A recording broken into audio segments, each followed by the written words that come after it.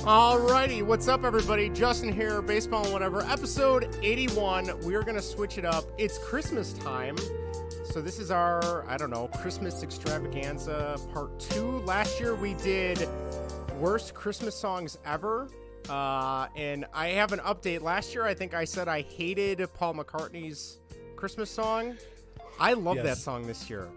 What? I go back and forth on it. I go back and forth, and this year my daughter was dancing to it a lot, and now it's like I'm sold. I love that song.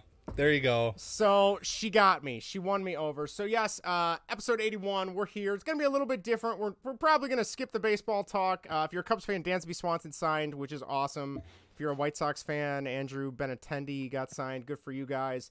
If you're a Blackhawks fan, bring on Bedard. The tank for Bedard is awesome. The Bears, I got nothing. And the Bulls, I think, are going to start blowing it up. So we will skip Chicago sports because there's not much to talk about. So we are going to do a fantasy football style draft, best Christmas movies ever. We have a list of like 40 on a Google Doc. I have a little draft table I will pop up in a second.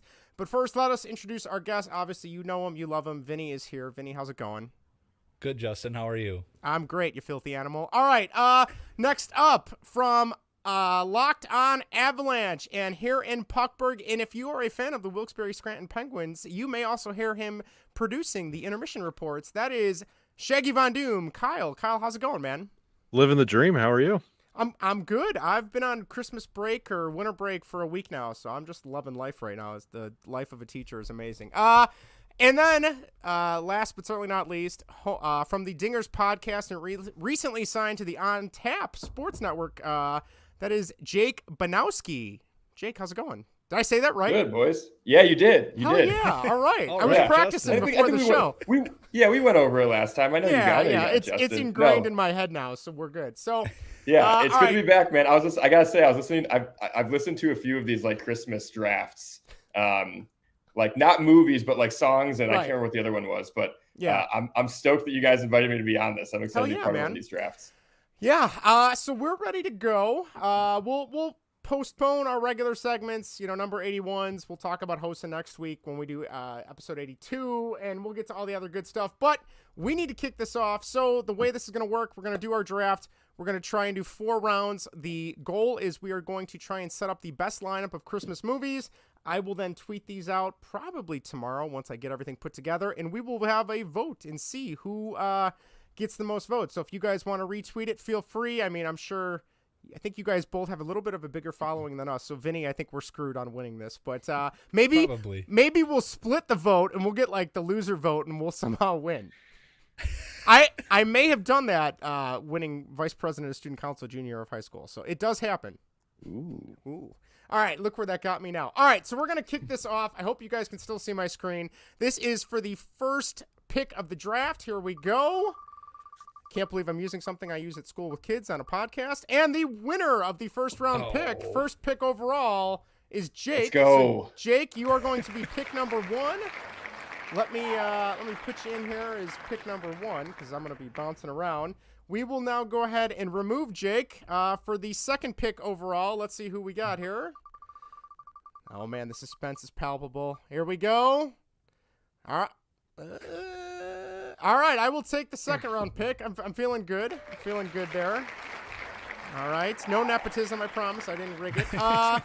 And for the third pick overall, let's see who we got. Kyle or Vinny, who's it going to be? At this point, I just want the last pick. Well, you didn't get it, Vinny. All right, so let me go ahead and switch Vinny over to number 3. 3. And Kyle's at number 4. All right, so I don't think there's any rules besides don't draft a movie that's already been drafted. You are welcome to share your thought process on why you're picking movies. And if we get into like Die Hard territory and people want to argue about whether or not it's an actual Christmas movie, I will be happily willing to debate that. My wife told me the other day she doesn't understand why people make such a big deal about that movie, and I was a little upset. I'm not gonna lie. I don't know. You guys consider it a Christmas movie or no? Oh, no? Absolutely. Oh, wow. Oh, wow. All right.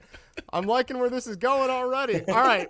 So we got the draft board up and running. We are good to go. Let me zoom in here a little bit because nobody needs to see the rest of that. All right, Jake, with the first overall pick of the second annual Christmas extravaganza, first annual Christmas movie draft, what are you going to pick?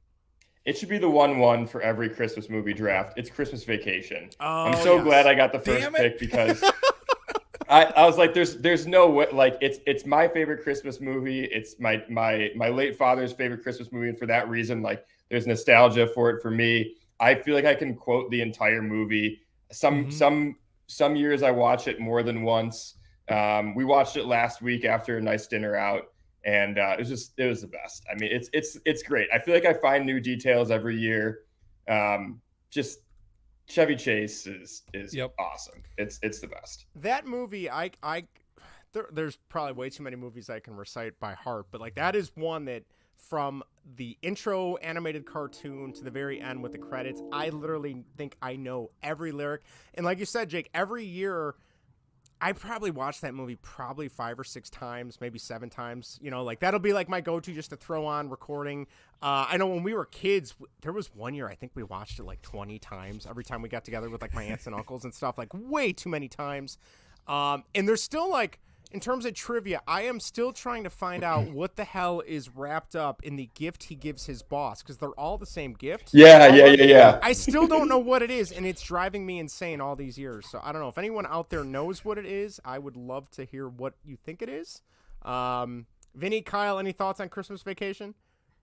Kyle, you can go first. Yeah, well, it's one of those things like if you watch it for the first time, like in your teens, like you kind of say like, you see family members in the characters of that movie, and you kind of resonate with it. And the older and older you get, like the more you appreciate like littler, finer details in it, and you start putting yourself in Clark's shoes, and you're like, you know what? This is so funny because this is so true, because I've endured something like this year. And it's like every year you appreciate something new about whether the family dynamic, what Clark has to go through with work, trying to put together a magical Christmas for your family. It just every year it's fresh. Yep. Yeah. Vinny, what about you? Yeah, I mean, Kyle, you pretty much said it, and Jake, thanks for taking the number one movie off my board. But yeah, that movie's great. You can quote like almost any scene you can quote. And I think the two characters I like most are Uncle Lewis and Aunt Bethany. Yes. And honestly, Justin, I don't know if you can agree with me if you want to, but that's definitely going to be my parents when they get older. I mean, my mom's pretty much Aunt Bethany already. Perhaps. You couldn't hear a dump truck driving through a nitroglycerin plant. It's funny though, like I remember as a kid watching that movie, and that's probably out of all the vacation movies, that's my number one. I like Vegas Vacation. European Vacation did nothing for me. And the original Vacation is, I don't know, I must have missed like the time and place on that, because that one doesn't even do anything for me. I like the new Vacation with Ed Helms more than the original Vacation. Underrated. Yes, it Very is. good. I haven't seen that one yet. It's not bad. It's silly, it's goofy, but it's not bad. But it's funny because as a kid, I remember my dad especially being like, "Oh, you're so rusty." Like when he tells, Rusty, just throw the stuff on the lawn, and the kid just drops it. Yeah. He's like, that's exactly what you would do as a child. And I'm like, well, yeah, because I was a little brat. But then like now it's like, okay, I see myself as Clark a little bit. I don't know.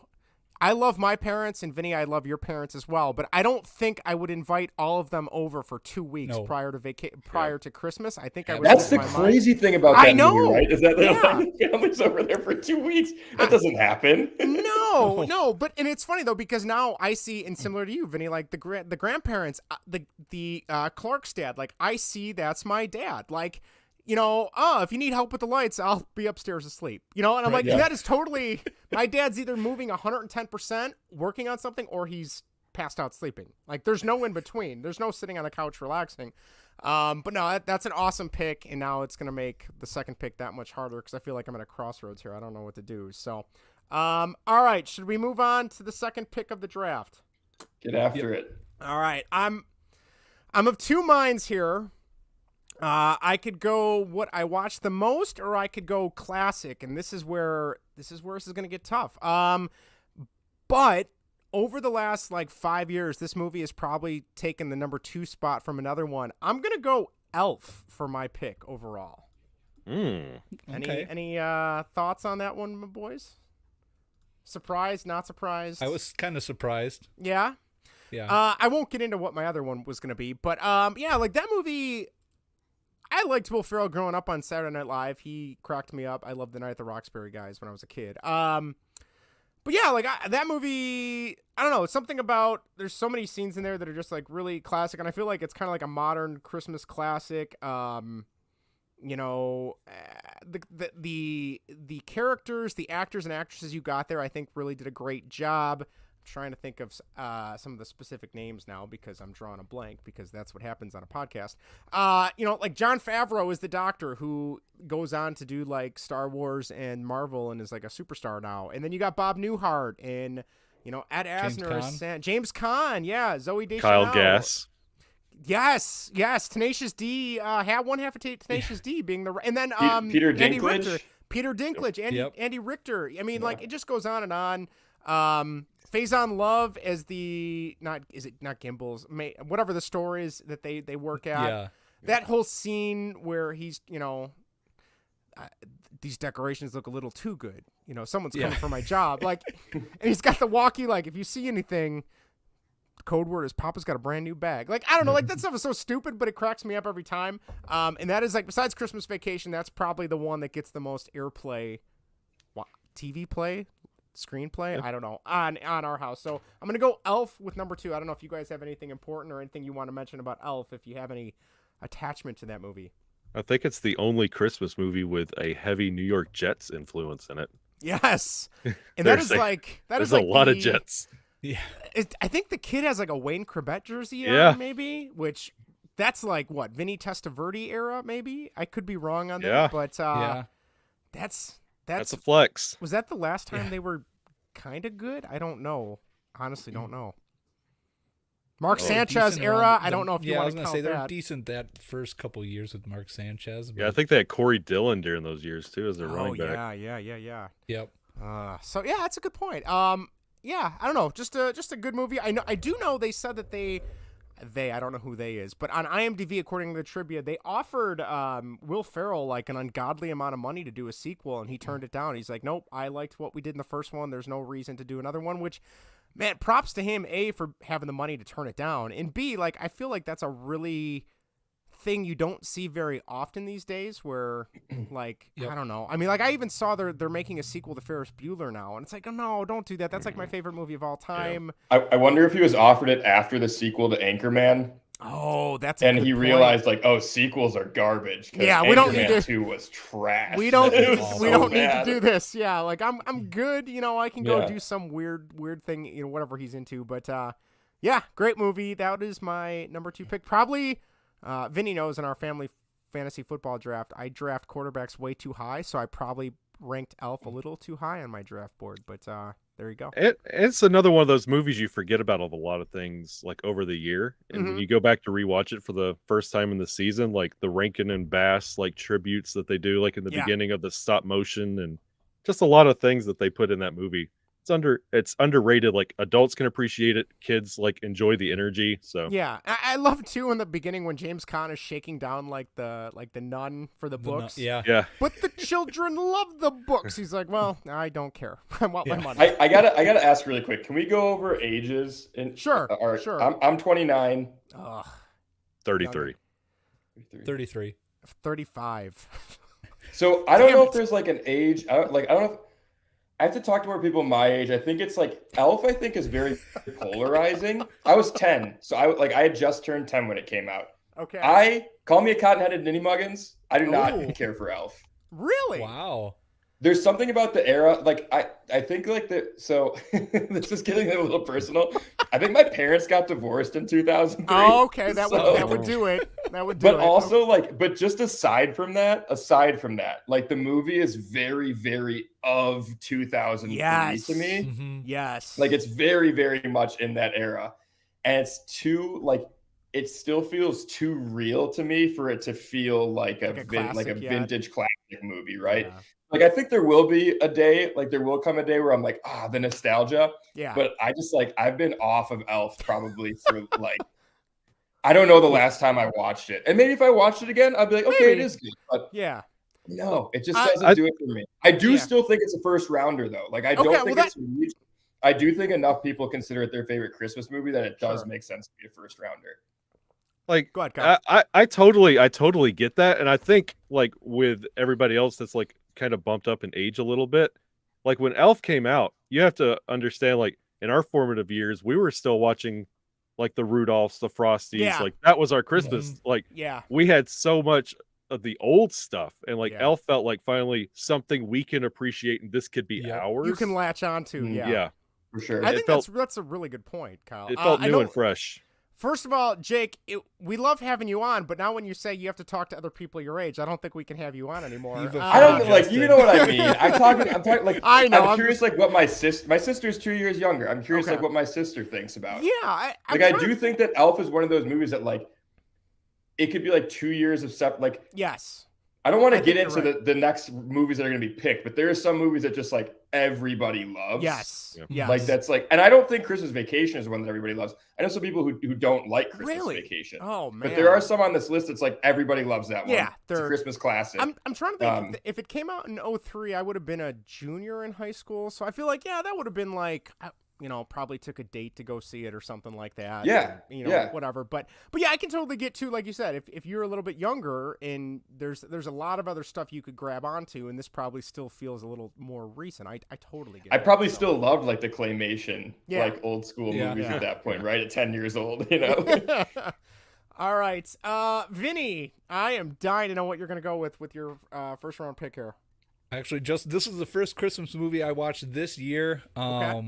Number 2 on my list, so thanks, Justin, for reaching for Elf on my draft board. But it's Home Alone. God, what was I thinking? That would have been my number 1. Oh man, I suck.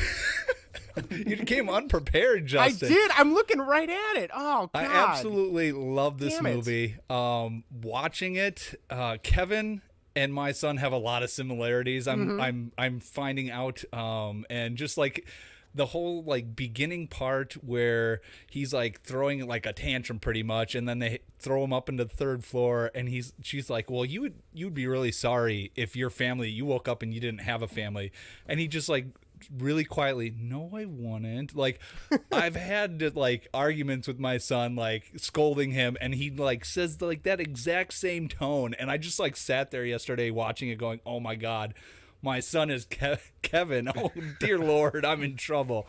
But I love that movie. Just everything about that movie is great. The premise of him being left home alone in Chicago, and him just like, how old is he in that movie? I'm thinking maybe like 7 or 8, maybe. Yeah, does that gotta sound about be right? And going shopping on his own and doing laundry. It's so good. I'm just a genuinely fun fact. distraught that I forgot about Home Alone right now. Anyway, I'm sorry, Justin, shame on you. Yeah, this but is awful. Fun fact about that movie is every scene in that movie they wanted to put red and green in that movie. So if every scene you see in there, you'll notice that there's red and green in it. And now that I found out about that, I can't unsee it. Like, I notice, I'm like, oh, there's red, there's green. Okay.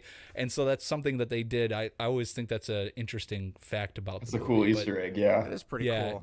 Joe Pesci as this, like, that was the first movie I ever saw Joe Pesci in. So it's like, oh, he's this funny, comedic actor. But then you see like the other stuff that he's in, like Casino, Goodfellas, and it's like, oh, this guy was like a hard, like a badass actor, and he's in this role where he's just getting like outdone by this little kid. It was just great. Which makes it even better. Yes, exactly. I feel like too, Vinny. I mean, you're close to Chicago, but I feel like growing up. Well, and Jake, you're fairly close to Chicago now too. Like, I feel like growing up near the city. Granted, I was on the south side, but like, there's something about like seeing the cop cars look like Chicago PD cars, and then seeing like the Metro train. And granted, I know it's like the North ritzy suburbs that if Greg was on, he'd be talking about how he hated all those people because they had way more money or whatever. But like, I don't know, there's something about that makes it feel much more real and much more personable. I still love the fact that they didn't want to offend any girls, any young little girls. So Buzz's girlfriend is actually the director's son with a wig on. Woof. Woof. Yeah, like I love that line. I also like just the stuff like when he's shopping in the grocery store with the clerk and the clerk's asking him all these questions and, oh, they're for the kids. You know what I mean? Like, I don't know. The one thing that I do love is as a kid, I always thought that Angels with Filthy Wings was a real movie. I did not realize that was made specifically for Home Alone. The other thing, too, and I'll be curious if you guys notice this because my wife says it literally every time we watch it. We probably watch it 4 or 5 times a season. Is when he sits down with his mac and cheese right before they come to the house. She's like, oh, it's so depressing. That mac and cheese looks pristine. It looks perfect. And now he's not going to get to eat it. I'm like, it's mac and cheese. Who cares? But I don't know. She's got. No, that bothers me too. It bothers. Maybe it's something in your family. Dislike is it gets me every time. Eat that. But didn't he just like order a pizza too earlier, and now he's having mac and cheese? But it was steaming hot mac and cheese too, with the milk in the wine glass or like fancy not silverware, drinkware, glassware, whatever. So I don't know. When it comes to the Home Alone movies, big part of my childhood too. I had a talk boy. Did you really? Nice. I had the talk boy. Like one side had like clips from the movie, and the other side was a blank tape that you could record stuff with. I had the talk boy. A little trivia also from that movie: when he goes to talk to the Santa Claus that's going home, when he gets in the car and misfires, that was not in the script.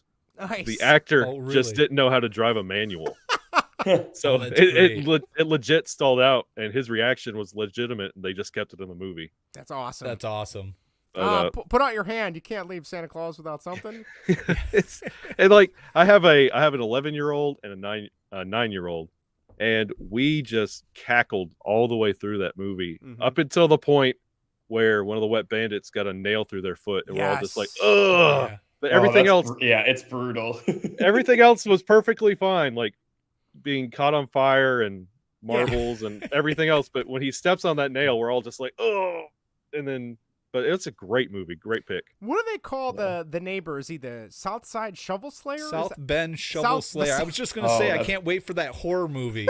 The South Bend Shovel Slayer, right? I don't know if it hasn't gotten made now. We might have to actually make it ourselves. Well, there we go. Write a screamer vacation this summer. But all right, are we ready to move on to Kyle's pick to close out the first round here? I'm gonna break this draft wide open. All right. You can't do any worse than the guy who forgot about the movie that probably would have been his number 1 pick. So go ahead. There's a reasoning behind it. My number 1 pick is Die Hard. Wow. Look, all right, here we go. It is a Christmas movie. It's set around Christmas time. It's got very Christmas themes all the way through it. But it's something about, we talked about all these other movies. We're going to be talking about a whole bunch of other movies, which you will all watch during Christmas. There is something about a palate cleanser that Die Hard is. When you watch every stop motion, tinsel, jingle, Kringle, everything, you sit down with Die Hard, you're like, and you could just cleanse your palate, enjoy this movie, and you're like, oh yeah, it's Christmas in this movie. And then you just go on and watch the next Christmas special. It's a staple every year for me. I would argue best Bruce Willis movie too. Maybe besides Fifth Element. I love Fifth Element. I don't know about you guys, but yeah. I like Die Hard 2, which is also loosely around Christmas. Yeah, that's true. In the snowstorm and on the airplane tarmac and stuff. Yeah. It's one of those like Terminator 1 and 2. It depends on the day. It's got to hit me, but yeah, it's one of his best, easily. Good choice. That I did not see that coming. I feel like I go back and forth. I've watched that movie plenty of times, just on like a Saturday afternoon during the year, like summer, fall, spring, just nothing on, and I want a good action movie. But then there's also been years where I've specifically sat down around this time where it's like, all right, it's time for some Die Hard. I gotta watch. I gotta see the ho ho ho. Now I have a machine gun on the sweatshirt. I gotta see, Hans Gruber falling. It's not Christmas until he falls off of Nakatomi Plaza. There was actually an advent calendar I saw for sale on Twitter. Every day you pull out a thing and he gets falling. I saw that. He gets closer down, awesome. Falling off the building. I'm like, I probably saw you retweet it, Justin. That's probably how I saw it. And then I looked at the company that was selling it. And I'm like, oh, this is totally a scam. Like, this is never going to show up at my door if I order this. So, props to them if it's a legit thing. But all right, I feel like we have to get the opposite side of this now, Jake. I know you said you don't consider it a Christmas movie. Go ahead and. That's okay. I'm gonna base. Okay, I'm going to base it on 2 facts. Okay. Okay. Because here's a disclaimer, but I'm going to give the 2 facts first. Okay. Bruce Willis came out saying it is not a Christmas movie. Recently or a long time ago? I think at his roast. Okay, so that It wasn't... looked like I saw a clip of it recently. One of my It's a defense mechanism. It's a defense mechanism. He was just trying to get out of that roast. 2, it came out July 22nd. Did it really? I didn't know Yeah. that. Interesting. Wow, Yeah. interesting. Came out in the middle of the summer. It was a Okay. summer blockbuster. Now, my disclaimer, I can't go any further than those 2 facts because I've never seen it. What? No way. Largely because the only time I ever think about it is during the Christmas season because people have this fucking ridiculous debate. That's true. Now, Kyle, I like your points. I've heard all the points. I'll watch. The palate cleanser point, I think, is a great one because you're absolutely right. That's why it can be kind of difficult to differentiate. And if I get my second round pick, it's kind of in the similar vein. Okay. But I mean, I'll watch it next week, you guys. Well, if you do, you need to give us like a 30-second review on Twitter or something. Like, I'm sure it's a great movie. The ratings are great, and people bring it up every year for a reason, right? And like you said, it was released in July. Like, what could you imagine going to a theater in July and watching a movie centered around Christmas, and then you walk out and it's like 98 degrees outside? You're like, oh, I just wish it was Christmas. Yeah, exactly. That would be a disconnect for me. Yeah.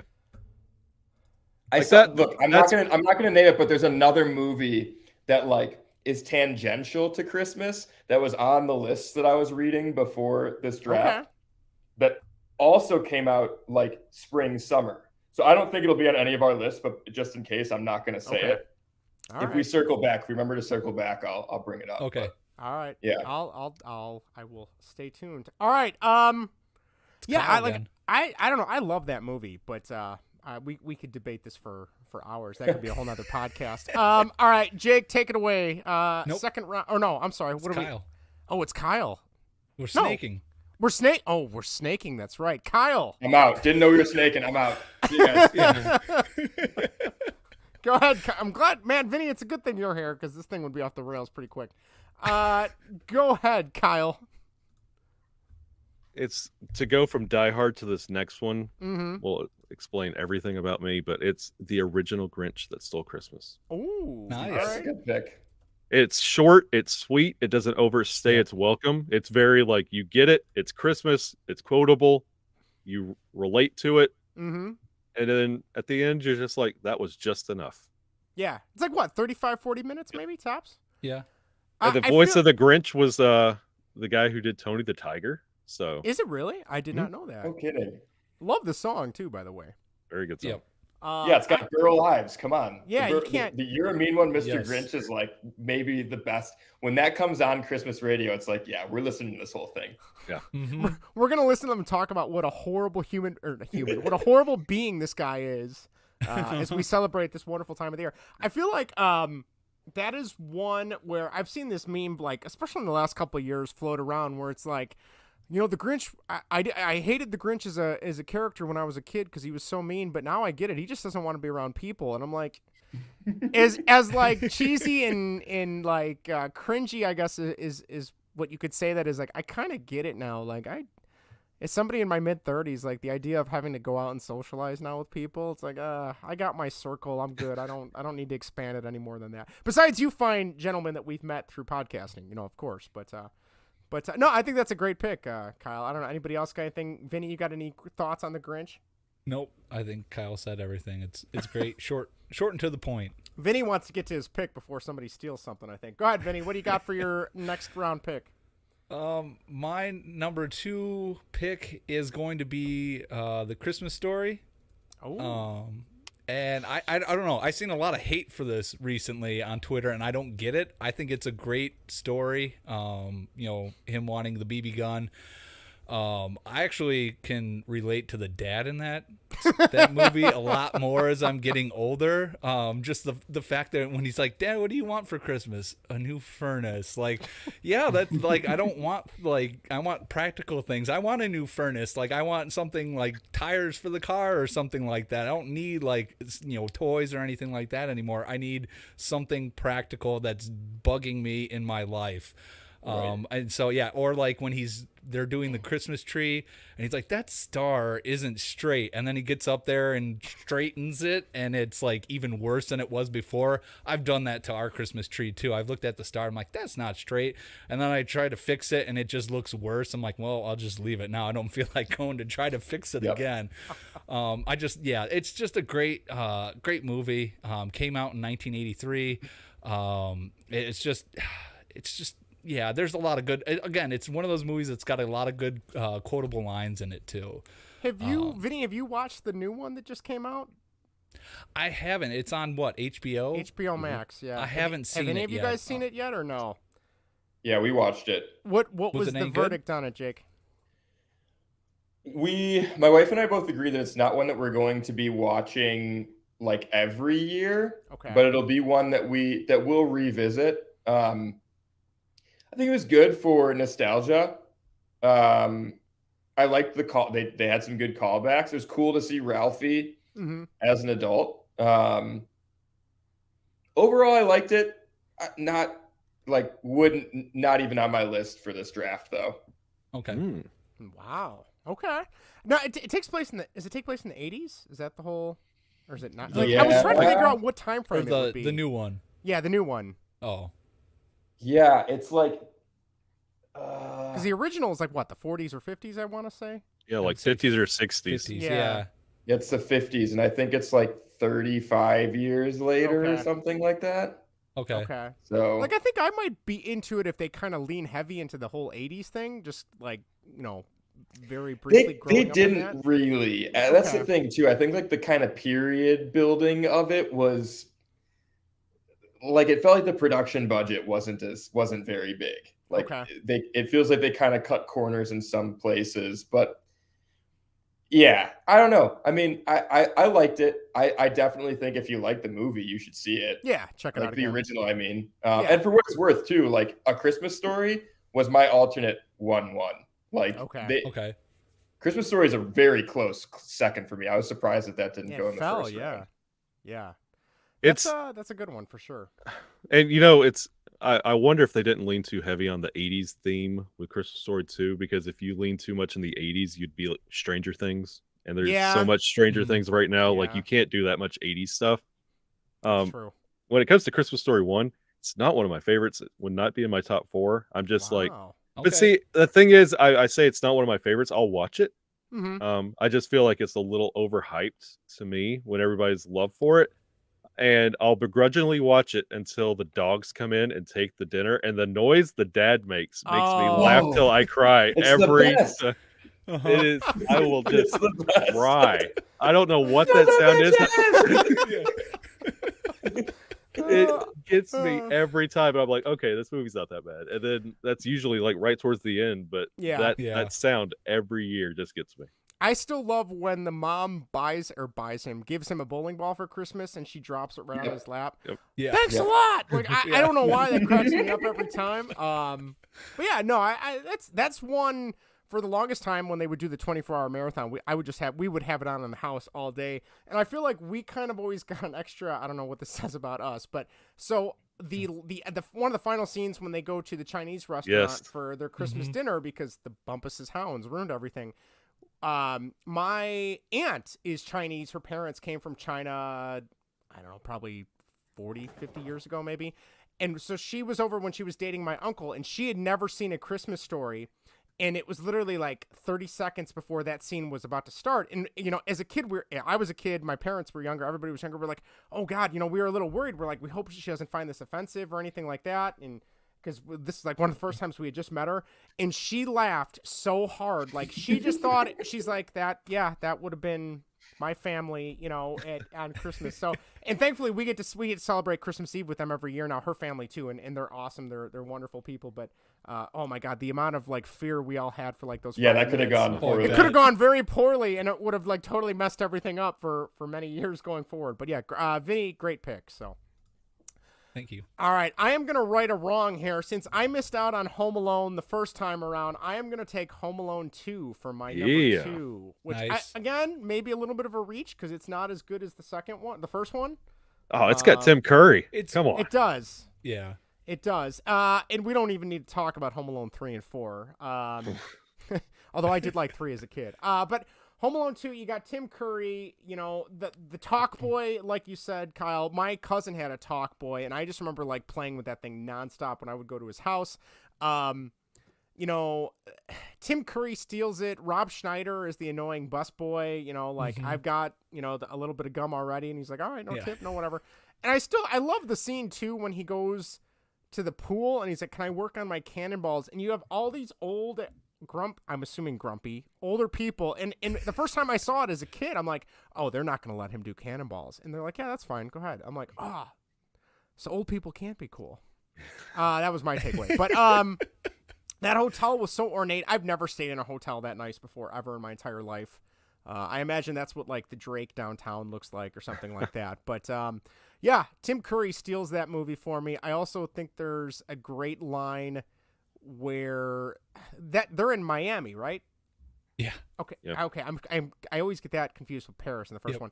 And like the uncle's like, well, it was nice on our honeymoon, and they're literally staying at like the rattiest motel. Yes. Oh yeah. The vacancy sign is flashing. It's just a dump. That guy is I love Uncle that. Frank. Uncle Frank. I love Kyle calls him out. And he's like, oh, you wouldn't want to spend any money on your trip, would you?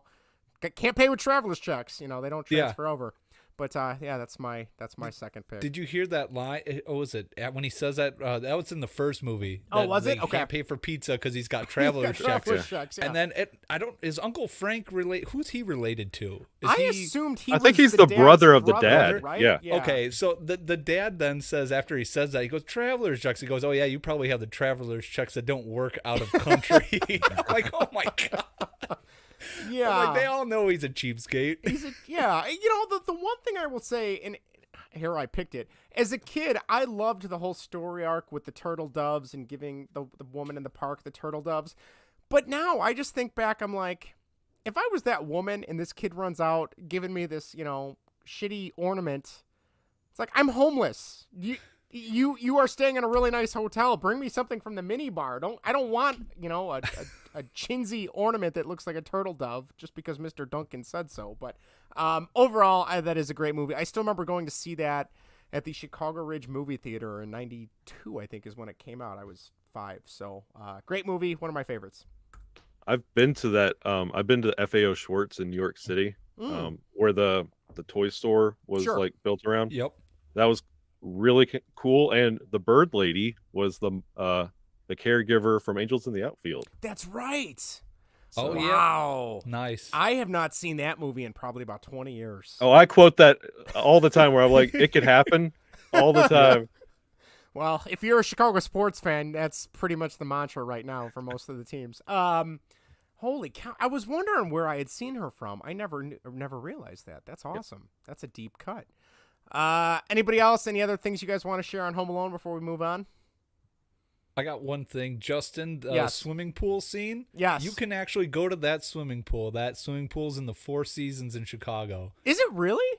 Yep. Wow. Stay at the Four Seasons. It'll be just like you're in Home Alone 2 because the Plaza doesn't have a swimming pool. That's why they had to shoot at the Four Seasons. Shoot it there. That makes sense. The idea of, as a kid, the idea of a swimming pool on like an upper floor of a hotel just seems so like magical to me. I don't know why, but it did. So, all right. Easily amused. I was an easily amused child. Still am.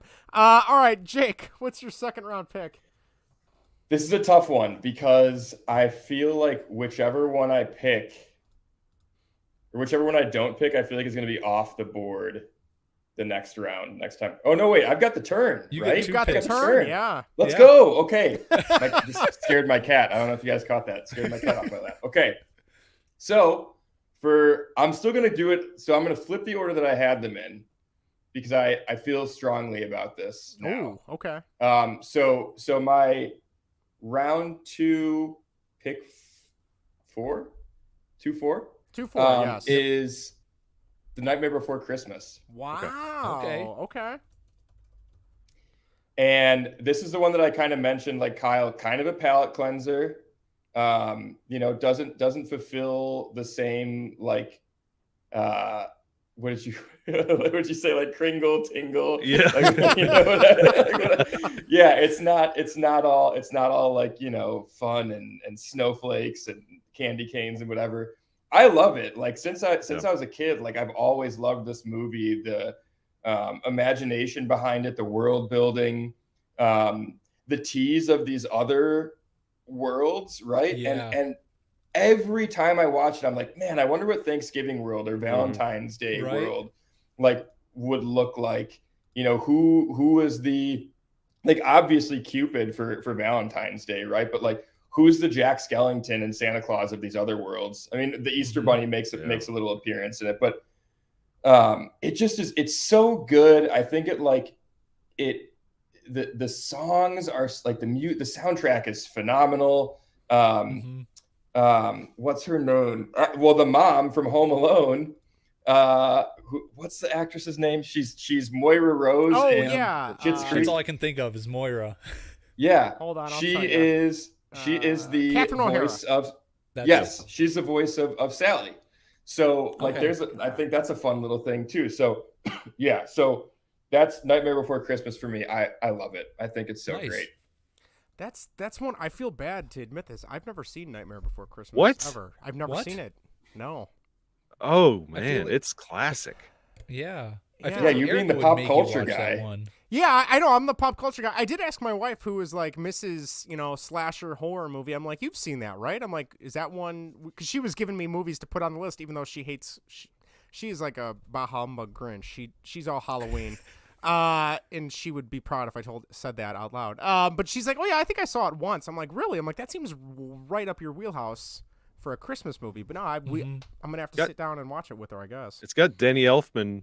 Oh yeah, scored it, right? And he does the singing parts for Jack Skellington. Oh wow, I didn't know he could actually sing. Danny Elfman was the lead singer of Oingo Boingo. Was he really? Yeah. Holy cow, man! I'm learning a lot of things tonight. This is awesome. We got all the fun facts. I got all the fun facts. I'm going to go to work next 2 weeks and be like, hey, do you guys know who Jack Skellington's singer was? The kids will be like, who's Oingo Boingo? They won't, They'll be like, who's Jack Skellington? Yeah, exactly. If it's not in a TikTok or a TikTok dance, they don't care. And that movie's so stylish, too. It is. Like, I will give Oogie you that. Boogie and like the claymation and just the worlds that they build. And even like the Christmas world has like this tiny little tinge of just like weird. Yeah, it's like everything is like beautiful and like over the top joyful, but it's to this part of almost unsettling where you just don't feel right there because you feel like you're from Halloween Town and all that feels normal. And like when you go to Christmas Town, all of that joy just, it's nice, it's recognizable, but it's just something's off about it. The smiles are a little bit too big and the eyes are a little bit too wide. Yeah. All right. What are you going with as we make the turn here, Jake? What's your third round pick? The Santa Claus. Ooh, okay. Nice. And I didn't really like, this isn't a movie that like I grew up loving. I didn't watch it much growing up for whatever reason. It just wasn't one that was played at our house. And my wife and I had like a Christmas movie like watch-a-thon last year. Like we watched like a ton of Christmas movies over the a couple weeks leading up to Christmas to try to just like bring the spirit out, because I don't think we had any snow like we do outside here in Madison now. Yes. And it feels good, by the way. Like we're gonna have a white Christmas, and it feels like for the first time in forever, and that's really nice. But I just like didn't realize like Tim Allen is fantastic. The story is like it, like how he like is so reluctant to be Santa Claus, and like Judge Reinhold is so Yes. great. Yeah. Like his character is so great. It just like puts a smile on your face. And I think like, I know we've kind of talked about like specifically with, I think we were talking about Christmas Vacation and A Christmas Story. Like as you grow up, your perspective of these Christmas movies shifts. And like, while I'm not a parent yet, like I am an uncle, so I can kind of put myself in the shoes of like, oh my God, like if Santa was real and fell from my roof, like what would I do if I were in this position? And so it's kind of interesting to kind of watch it through that lens now. And I just, it's awesome. And the cool thing too is like, it's a Christmas movie, but we have like a summertime montage, right? Where like, you know, you forget about it, and then he starts that he's getting fat during the summertime, and it's I love it. That's one I just recently we watched it. I probably watched it for the first time in like a good close to 25 years. I had not seen it, and it definitely holds up way better than I thought. I just remember I never wanted to watch it as a kid because for the year it came out on VHS, and I'm dating myself here. I remember I had like a horrible case of the flu that Christmas, and I remember laying on the couch like fever dreams, and I watched it because it was Christmas, and like for the longest time, like similar to what you were saying, Jake, about Elf, like that was kind of like in my head the whole time. I'm like, oh no, you know that was a bad day, bad week or whatever, but I do enjoy the first one. Never saw the second one. Never saw the third one. I think the third one has Martin Short in it, I want to say. It does. Yeah. And I have not seen the new series show, whatever it is on Disney Plus, but the Santa Clauses. Yes. Yes. So no, the only thing I've watched on Disney Plus recently was Andor. So good. I know, right? Vinny, one of the best just shows of the year. I never can sit down and watch TV long enough. I finished Andor in 3 days. It's fucking incredible. See, Vinny, so I told you.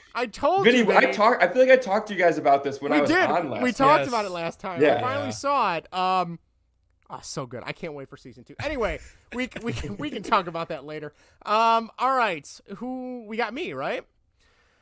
I just wanted to say two points on that Santa Claus. Oh yes, go ahead, Vinny.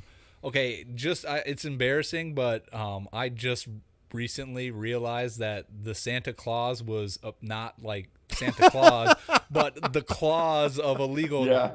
Even though they say it in the movie, I just wasn't thinking about that, and it was like it was about 2-3 years ago. I was like that scene. I'm like, oh my gosh, that's the name of the movie. Type of thing. That's very embarrassing. You're not alone. You're not alone, Vinny. Right. That was recent for me too. Yeah. That's awesome. And then, Jake, you probably don't know this if you just recently started watching it, but I don't know, Justin or Kyle, if you guys remember the line when he gets the phone number from when they're staying at Neil's house, and he goes, "Oh, I know that number. It's 1-800-SPANK-ME." Do you remember God, that no, line? I never caught that.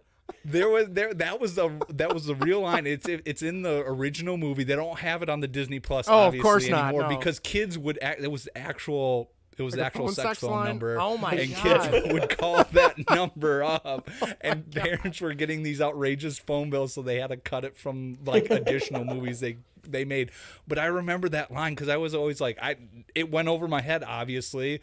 But like later on, I was like, there was a number that he would read, and it was inappropriate. And I was like, oh God, I'm like, it wasn't on the the streaming version, so I had to go back and I found it, and I found out that they had to cut that because kids would call that number and it was an actual sex number. Awesome for all the wrong reasons. I had no idea. Wow. All right. Third round. I feel like there's gonna be a run on like receivers or something here, but it's gonna be like classics. Go kicker then. Yeah, go kicker. Yeah.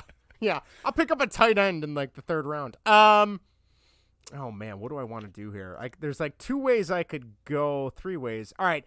I actually just watched this. I watched this afternoon while my daughter was taking a nap today because I hadn't seen it yet. I am a sucker for the original. I've never seen the new one. The original Miracle on 34th Street. I don't know where you guys stand on that one, but that is literally one I always try and take some time to see. I love the black and white. I'm a sucker for that.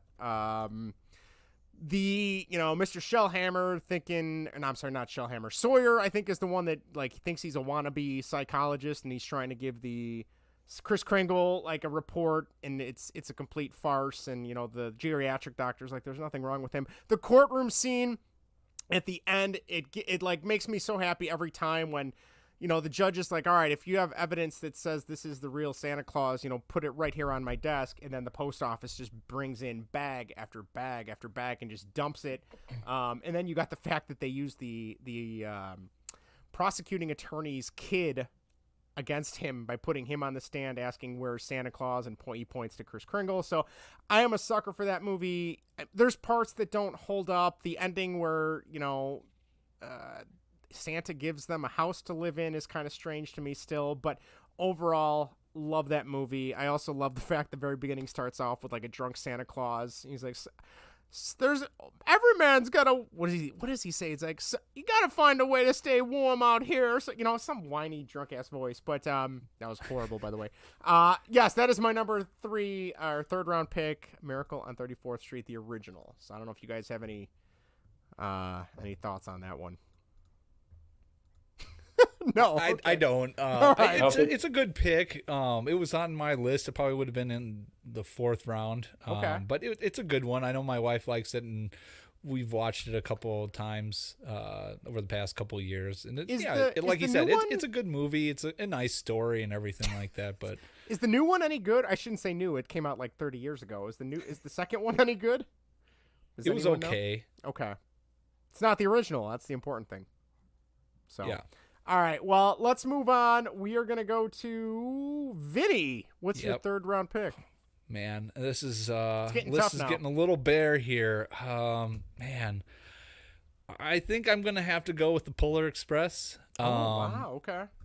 I like this movie. Tom Hanks is great in it. He's the father, he's the conductor, and he's he's Santa Claus too in it. And I just, it's just great. The book is good, but they did it's like one of those rare things where the movie's actually better than the book. It's just a great story. The really annoying kid I find hilarious in it, where he's always wanting his gifts and everything like that. I like how he tries to tell off the elves too. They're like, "You're not supposed to be in there," and he's like, "Yeah, so," and they're like, and he kind of like backs down from them. It's a good movie. Solid all around. I've read the book. We used to read the book every year on Christmas Eve. I have never seen the movie. Oh, you should see the movie. Thoughts, Kyle? Oh, I think Kyle's muted. Kyle's on mute. You muted? I think you're muted. Maybe not. Uh-oh. Nope, still can't hear you. This is like you can't hear the sleigh bells, when you get older. Have you stopped believing in Kyle? Oh, there we go. Yes, I still believe in Kyle. All right. Go ahead. You cut in for. Yeah, he's cut back out. Well, while he's figuring that out, are you good, Kyle? No, okay. I will say I do remember as a kid, my sister read the book with us because we'd read the book every year, and the whole thing about giving the sleigh bell, and then you'll be able to hear it as long as you still believe. My sister, at that age, was starting to think that Santa wasn't real, so she asked my mom for a sleigh bell from his sleigh, and she wrote it in her letter to Santa on Christmas Eve night. So my mom, did not know this. This was unbeknownst to her. So, on Christmas Eve night, she ran out to, Walgreens to try and find, sleigh bell earrings, and she literally found a pair, and then that was what she gave, a little stocking stuffer because she wanted to keep that magic. There we go. We can hear you now. I know. She is awesome. If she's listening, she's awesome. But no, that's all I got there. But go ahead, Kyle. It's funny that you brought up that point about the bell. Because they had that moment of suspense, like you can't hear it. And when you finally hear that bell, it is the most satisfying bell sound you've ever heard in your life. Mm-hmm. Yeah. Yeah. It's, I mean, I can't speak to the movie. The book is excellent. I know, for my job now, obviously being a tech coach, I run into the library and the media center and do some stuff with those kids in there too. And that is a book, they have 5 or 6 copies and they are all checked out every month prior to Christmas. It's crazy. So, I don't know. Jake, you have any affinity for Polar Express? Yeah, I love it. It was a book that we read every year growing up, and then I actually got to go, like, I think on a field trip. We went to see the Polar Express, which, like, nice. Nowadays I realize, like, not everybody celebrates Christmas. So I don't know how we got away with that. Yeah. Like, I didn't go to Catholic school or anything. I went to a public school, but I'm nearly positive we went on a field trip. But the one thing for me, and I hope you guys all realize this, so I'm not. There's an uncanny valley effect. Yeah. It needs to be redone with modern graphics, because, like, I think it was good at the time, but like, it just, like, has not, the animation has not aged well. And I think it would be doing such a great service to everyone to reanimate it, because it is such a great story. And there are some really stunning visuals in the original, but just the facial expressions, and, like, the guys have pulled up here the Polar Express Uncanny Valley, and it's just like, there are some where it's like, ooh, that facial render is, like, kind of weird, kind of unsettling. Yeah, so it sucks that that's the case, but it really is. It is. That's why it was kind of lower on my list. But I still think it's a great story and a really well done movie. So I'm otherwise, surprised that came out in 2004. I was gonna say, like, from what I've seen, like, trailers and snippets, like, it definitely reminds me of, like, early Toy Story, like Sid, like, his face, like, kind of creepy. And not, like you said, there's definitely some uncanny valley there. But yeah, like, going 20 years forward with CGI and stuff like that, I'm sure video game cutscenes in 2004 were markedly better than Polar Express. I don't know, like, I'm thinking Vice City. Those were some good cutscenes, or San Andreas for that. At that point, they might have been able to kind of learn something from them. But that's it. That's another one. I'll have to, maybe I can, as my daughter gets older, we'll have to watch that one and kind of get a feel for it. And then she'll make me run out and buy Sleigh Bell earrings at 11 o'clock at night when she goes to bed. All right, we are back to Kyle. Kyle, what is your third round pick? I'm happy because I think I get the turn here. Yes, you do. Yes, you do. And I think I'm about to get my top 4 that I was going to go into this draft. I think I'm going to nail every one of them. Wow. Okay. Number 3, my third pick, Muppet Christmas Carol. Oh. Okay. Nice. Michael Caine is the best Scrooge to ever hit film. His mannerisms, the way he just, like, his cadence, the way he talks, but then you see it crumble away when they go, like, Christmas past and present. You see it just crumble away, and then when he sees, like, Christmas future, like, you're right there with him. Like, he portrays the most evil, sinister kind of Scrooge you can imagine. Like, he's just cold and heartless, and, like, his portrayal at the end, you just are sympathized, like, you're right there with him. And then all of this fantastic storytelling going on, and there's Muppets. You got Marley and Marley, Bob Marley, like, kills me every time. It's just, it's so funny. And then just all of the humor and the quick little jokes, like, rapid fire all the way through, and Michael Caine's performance. It's just the perfect movie. That's another one I've never seen. I feel like I have not seen that one. I feel like a jerk tonight, missing out on all these important Christmas movies. But I will say, if I was watching a Christmas Carol, I would definitely go with the Muppet ones, just because I remember loving. Do you guys remember the Muppet Babies cartoon as a kid? Oh yeah, yes. Jake probably, that might have been. I want to say it was on Nickelodeon, like in the early 90s. They brought it back, right? They Did made they a really? new. My new son one. watches that. We do have Glucose, our buddy Zach in the chat says, not a Polar Express fan, but I do like Vinny's list so far. So thank Glucose, you, Dr. Condom. Make sure you go on Twitter and vote for someone else's then. I would greatly appreciate it. All right, so yes, I do love Michael Caine. I will have to check that out. It's funny, I was looking, I was putting socks on my daughter today, and we have a bunch of Sesame Street socks. And I was kind of sad. I'm like, you know what? Short of going on HBO Max or, like, YouTube for old clips, like, she's never going to really know Sesame Street because it's not on PBS anymore, right? It's on HBO Max. Is, yeah. Oh, is it on? It's on PBS? Yeah. Oh, I didn't know that. I thought they took it off. Well, they have the old episodes. Oh, on there. If you have okay. you can get the PBS app and still watch. I mean, it's still on PBS. I don't think they're not doing. New ones, see, I always thought they took. I thought they took everything off and they weren't doing new ones except on HBO Max. That's what I thought, but I could be. See, I had that same realization when it came to like Looney Tunes the other day. Oh, like, yeah. My kids are not going to know like how cool Bugs Bunny and Marvin Martian used to be. Mhm. Yep. I was so glad they brought the Animaniacs back too recently. Yeah. That was a good one, and Tiny Toons and all. See, we're gonna have a cartoon draft coming up. All right, you have the turn. So for your final pick, what is your final pick? To complete the holy and right and perfect draft for Christmas movies, Jingle All the Way. Oh, you just stole my fourth pick. That movie it's incredible. It's funny. Phil Hartman. That's all you need. That's all you need. At one of his better roles. He will eternally be underappreciated for everything he did, especially in The Simpsons. Yep. Not a bad Arnold role. No. Like there's some moments where you sympathize with him and then you hate him. Like he does a really good job at eliciting emotion, and then just like the weird Santa cult is just a weird vibe. And Sinbad all the way through is perfection. He's incredible in that movie. And then Anakin. I was going to say you got Anakin Skywalker. Anakin before he hated sand. So like it's a really, really good movie, and like my son has a Turbo Man.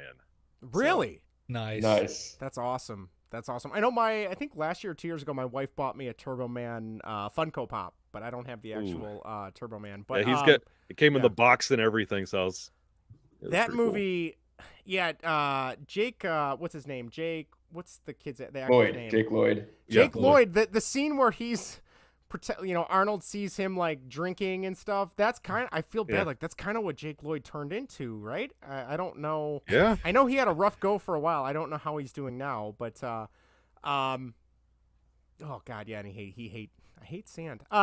Great pick. I was gonna take that. I was kind of shocked. And how he didn't know that was his dad as Turbo Man, I have no idea. Yeah, I don't. And how it like hid his, German Austrian accent. Yeah, and I Jamie. Yeah, he knows my name. No, he's pointing to me. And Phil Hartman, like you said, he plays such a scumbag that I love Phil Hartman from his SNL days, but like he is so good. All these cookies. All that whole phone call scene. The fact that he keeps hitting on Rita Wilson as Arnold's wife, and then, he gets the hot chocolate dumped in his face, the reindeer that he rents for his kid, such a good, oh my God, that is like such a good, like really quintessential 90s movie too, I feel like. It's just like Phil Hartman delivering the lines like Belshazzar. Yeah. It's just like an incredible role. It kind of made me want to visit Minneapolis too. I don't know what's in Minneapolis besides the Mall of America, but that and that Mickey's Diner, like it's in every movie that takes place in Minnesota. True. It's in Mighty Ducks. Yep. But that's an awesome pick. Oh man, so good. And he gets. Oh, by the way, the Giant / Big Show is one of the Santa Clauses in the little. He starts wrecking. He's in Santa suspenders. Yeah, I'm gonna deck your halls, bub. Yeah. That's another one I could probably quote quite a bit. All right, I'm gonna shut up now so we can move on. Vinny, what is your final pick of the draft? Gosh, this is really hard. I know. Man, can I pass?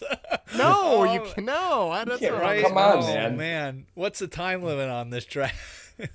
Well, you think we'll talk about how great Andor is while you're thinking. No, let's not talk about that. My ears will bleed. Man, I think just because I like it and it's an outside the box pick, I'm going to go A Very Sunny Christmas. I thought you might, yeah. Your sister is the one that put that on the list, so. Yeah, that one, that's such a funny story. That's the one where you got Frank coming out of, they're trying to do like a Christmas Carol pretty much with Frank. Yeah. And then he's coming out of that scene where he's coming out of the couch the leather couch, all sweaty and naked. I just heard that on a podcast. I was listening to a podcast. They were talking about that. Yeah. Yep, on the Always Sunny podcast, they just had him on this week. It was awesome. That scene, and then like him driving around in the Lamborghini Countach, with the door open, and he gets thrown from it. It's just absolutely ridiculous, just like that show. And the fact that Mac's parents were going and robbing people's houses on Christmas Day, and that's how Philly Christmas was done for Mac. That's what he thought. There was just so much that was good. And Charlie getting lost in Simon. Oh yes, he did the first one, and the second one popped up, and he goes, "Whoa, what do I do now?"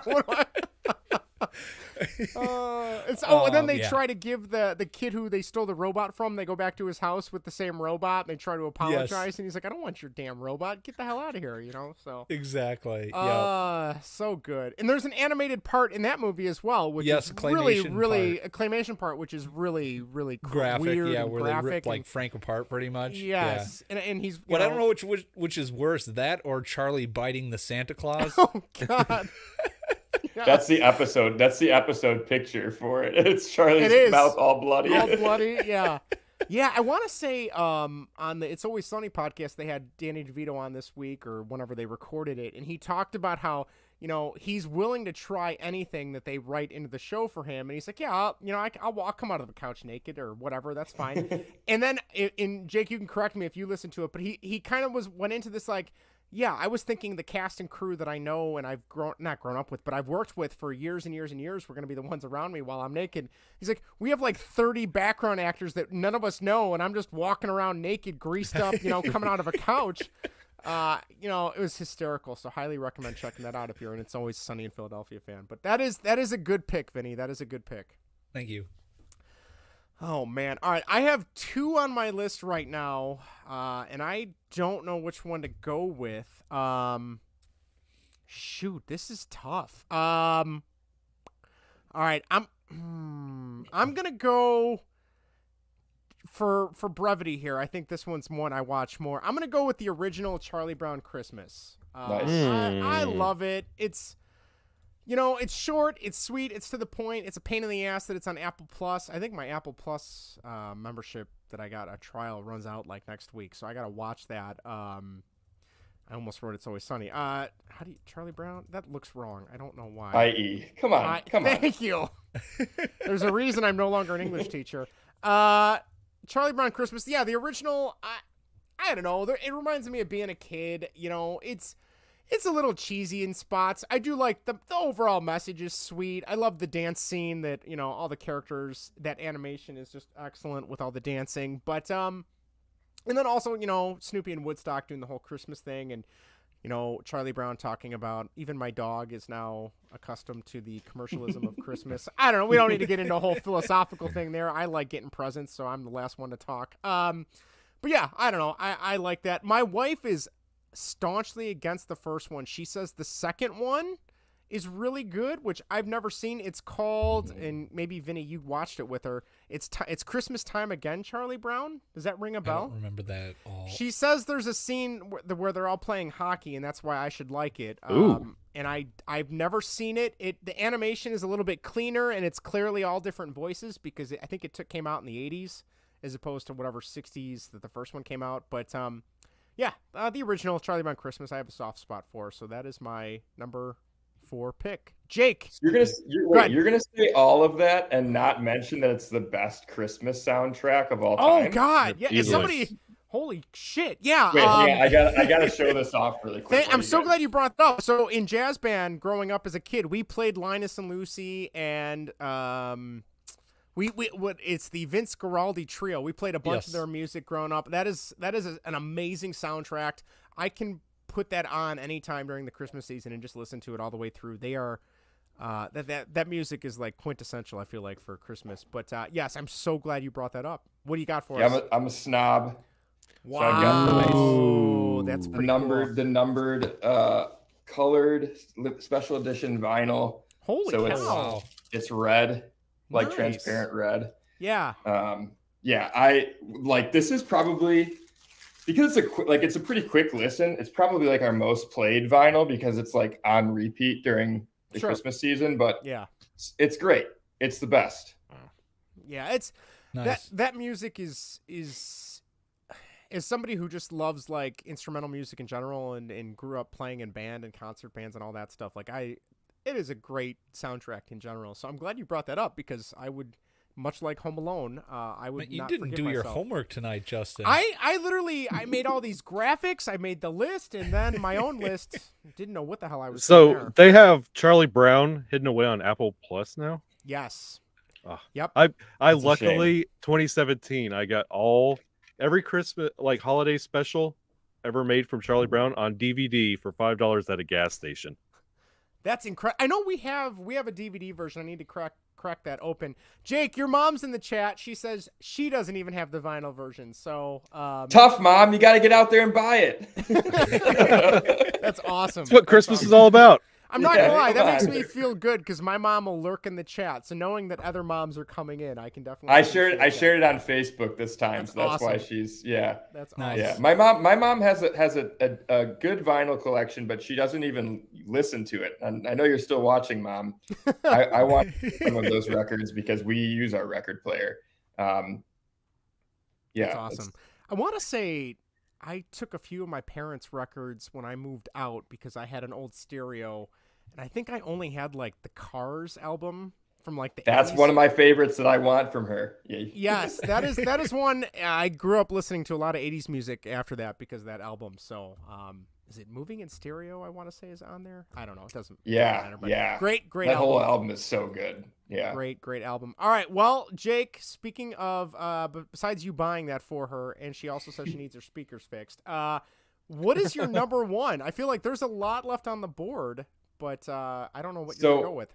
Yeah, I have a lot of good ones, and I hope we can talk. Like, there are definitely some that aren't going to make my list that I hope we can talk about that I still want to recommend. But I got to go, and my mom will like this if she's listening. I got to go with Just Friends, Ryan Reynolds. Wow. Okay. Okay. Yeah, not a traditional like Christmas movie, but it takes place during it's all during the Christmas season. Mm-hmm. I think it's fucking hysterical. Oh my gosh, what's her name? Is it Not Anna Brittany? Kendrick. Anna. Hold on. I'll look it up for you. Ferris? Oh my God, Anna Faris. Yeah. Yes. Yeah. Her character is hilarious. The brother, Ryan Reynolds' younger brother is a riot. I mean, it's really funny. I think it's like really relatable for anybody that goes home, like that doesn't like live in their hometown. Anybody who goes home during the holidays and like goes out to their hometown during the holidays. Yeah, my mom, like I grew up watching it. It was my mom comments again. I grew up watching it. Like that was like my first taste of Ryan Reynolds too. Like, so that's Ryan Reynolds for me is that movie. And I just think it's so funny. I think it's the comedy has aged well. The overall movie has like, it definitely, I think it came out in like 2007. It definitely feels like kind of 2007, but it's not like there aren't too many references or technology or anything in it that makes it feel old. So I think it ages pretty well. Okay. I'll have to check that out. That's another one I have not seen. I've I heard haven't of seen it either. but I do love Ryan Reynolds going all the way back. Have any of you guys remember the sitcom Two Guys, a Girl, and a Pizza Place? Oh yeah.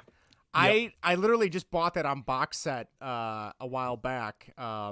Such a good. Now you want a 90s ass show. That is a 90s ass sitcom, but Ryan Reynolds is awesome in that as well. Our buddy Zach in the chat says, I like Just Friends. Also check out Four Christmases with Vince Vaughn and Reese Witherspoon. That's a good one too. I feel like I remember in college, I took a date to go see that movie, and it was fine. I don't know. It wasn't my current wife, so it, didn't go well. The movie was okay, but anyway, I don't know if any of you guys have to bounce. You are more than welcome to bounce. But if you'd like to talk more Christmas movies, you're welcome to stay. I don't know, Jake. You mentioned, is there any that you were kind of surprised that didn't get drafted, or honorable mentions that you want to mention before we wrap up? I think Jim Carrey's version of the Grinch probably could have gone for my fourth pick as well. Okay. But then just a few that I want to mention that are like kind of they're newer. Where are they? So Happiest Season on Hulu, I think is great. Okay. It's got the captain from the Titanic is in it. Really? Okay. Yeah. Mary Steenburgen. Oh yeah. Steenburgen. She's in it. It's a really great cast. And it's cute. Like, I don't know how else to say. It's cute. Like, watch it with your wives for sure. Okay. And then we watched Spirited, the Ryan Reynolds and Will Smith version it just of came out. Scrooge. Yeah. And like, I had friends that told me like, oh, it wasn't very good. I like musicals.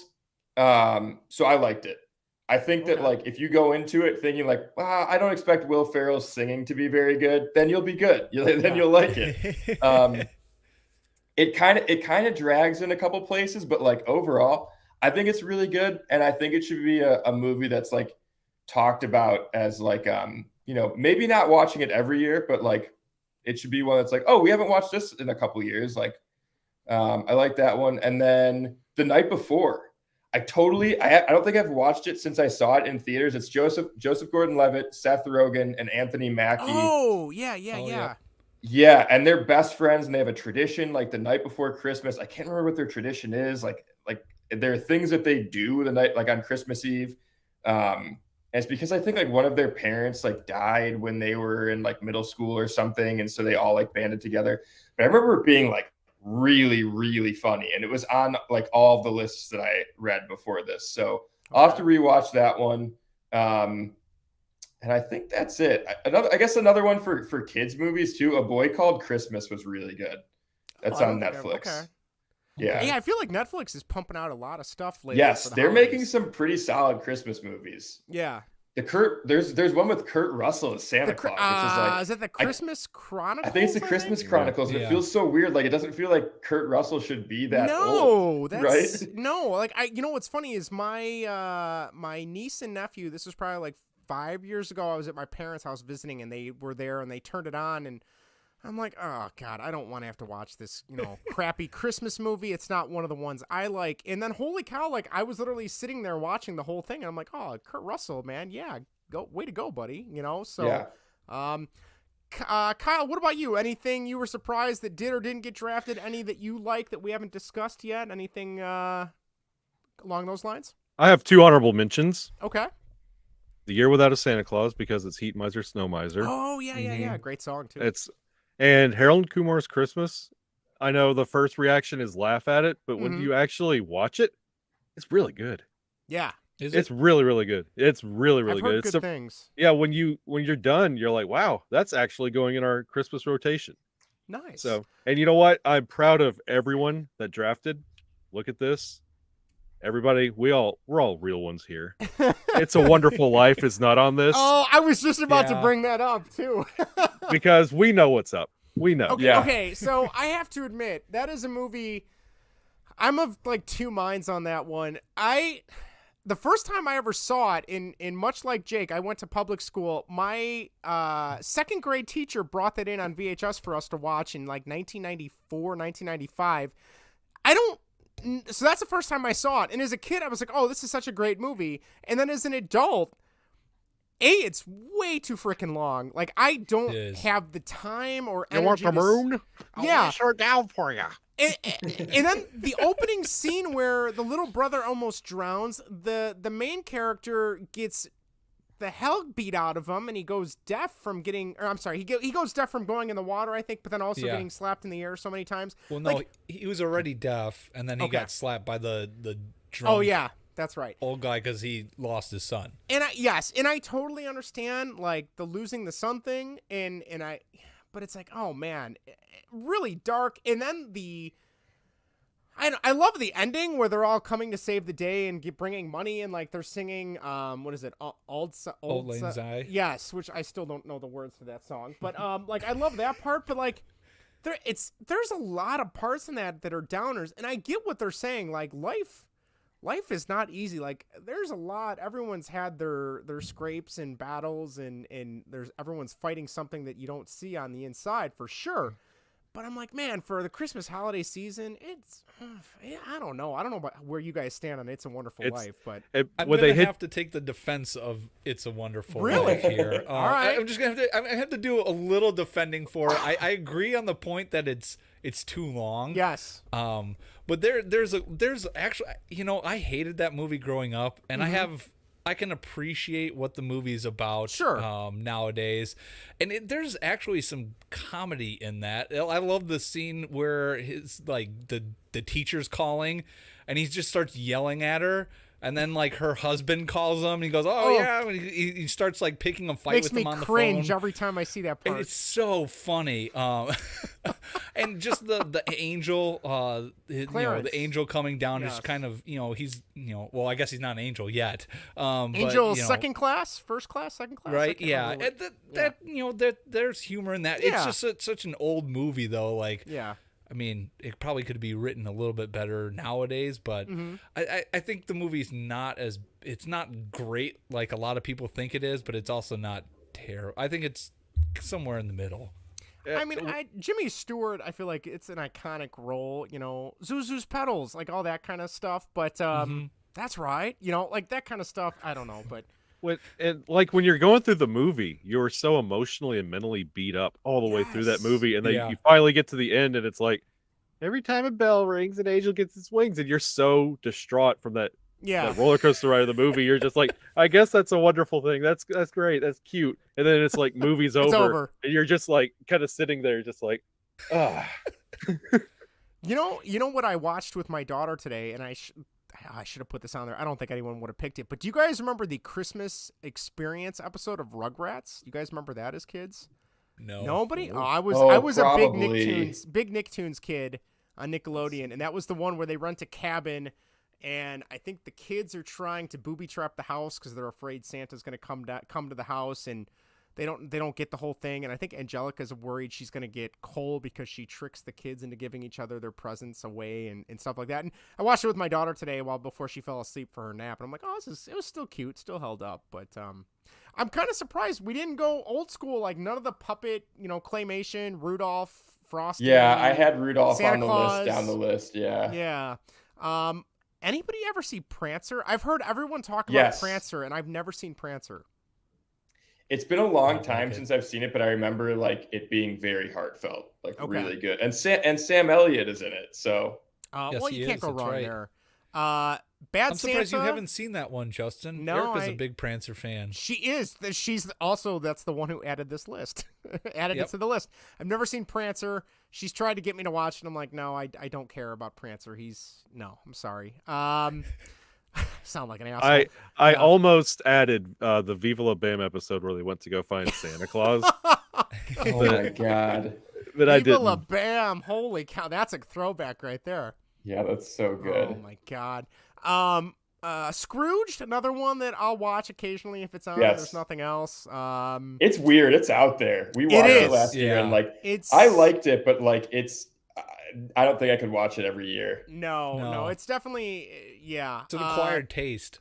Glucose in the chat says he thinks Lethal Weapon is a Christmas movie. I've never seen any. The of the opening Lethal Weapons. scene they do. It takes place. The first scene is Christmas Day, I think. Okay.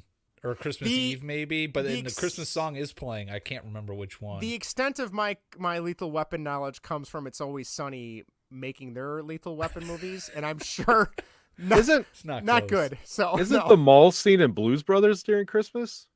Oh, it might be. Fun fact: that mall is one of my friend's dads, I believe, worked at that mall. Oddly enough, so before they tore it down after that movie, so. I'm gonna have to go back and look and see. I've only seen Blues Brothers once. No.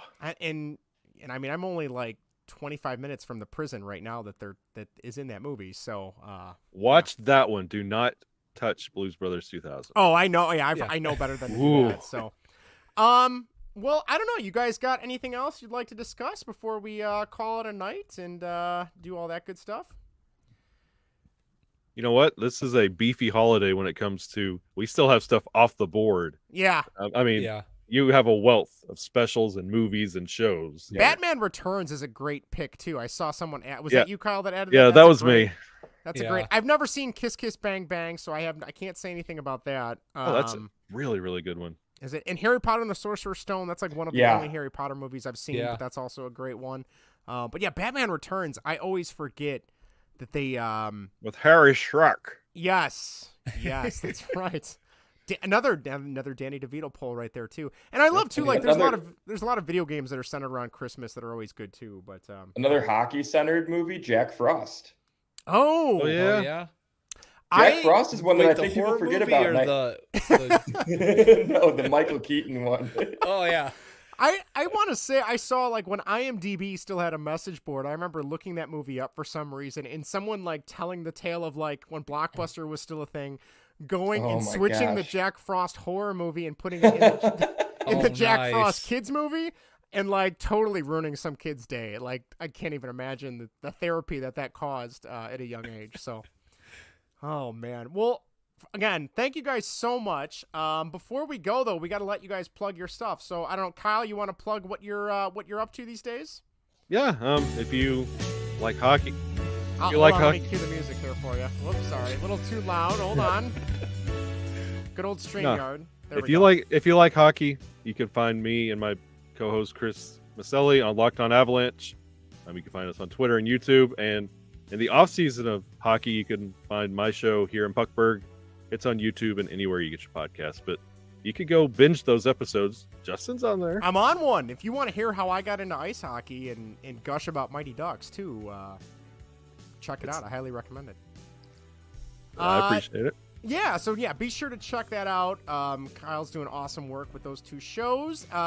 Jake, what about you? What are you up to these days? Yeah, we are. So I'm Dinger's podcast. You can follow us at Dinger Cubs. We've got all the links to our stuff. That's on Twitter. You got all the links to our pages in the bio there. You can follow the overall team at OnTap Sportsnet or at OnTap Cubs, I think, or OnTap Cubbies. I can't remember which. We've got written content over there now, which is great, and we'll be doing some crossovers with the OnTap guys. Keep an eye out for Twitter Spaces. We're going to be doing that at some point here too in the new year. Nice. And then you can follow me and my handle there on the screen here at baseball_Booch. A lot to be talking about with the Cubs this season, I think. And I think there's still, a few, maybe some trades, a few more moves to be made.